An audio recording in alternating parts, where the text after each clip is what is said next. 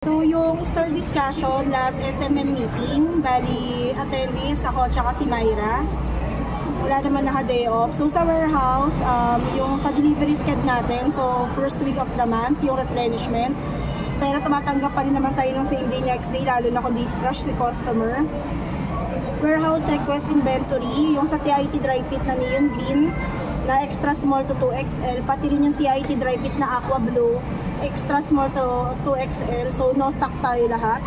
Wala namang items for allocation, wala ring slow moving item na nakita, then wala ring bagong design update.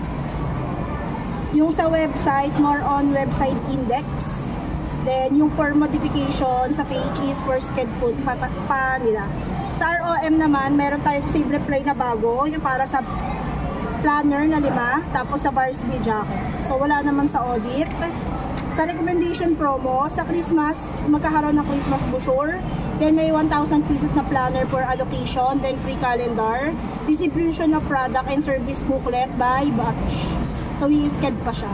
Sa OLM naman, yung sa TIT, sa Transfer It, meron tayong available na promo sa kanila. Yung sa cups and drinkware and special promo. Then starting price nung sa cups is 75. Sa tricycle ads, meron tayong active na 64. For installation ng Christmas is 18. Sa active naman 8 sa streamers. For installation is 6. Then yung sa curtain is active yung 30. For delivery pa, yung sa tricycle and streamers. Sa treasury naman, more on canceled order. Kaya kailangan natin na i-double check yung mga ipinapaano ni customer. Double check ko lang. Very sure.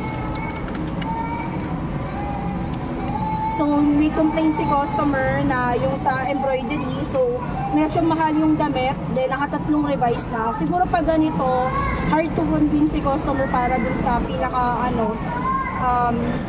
i-double check nyo muna na yung mga design niya, kung kakayanin ba, kung magiging pulido. Pwede naman tayo magsabi, katulad ng sa iba natin pinapagawa na. So, pag sobrang nipis na nung sa ilalim, hindi na siya ganun ka-readable.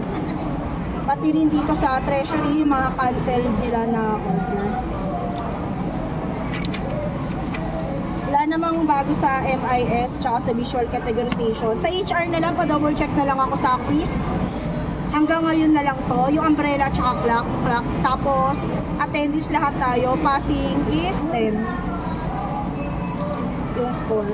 Sa audit naman, may active hotspot, pa-double check na lang ako dun sa CCTV camera. Then, yung naka-assign is si Myra tsaka si Quinn.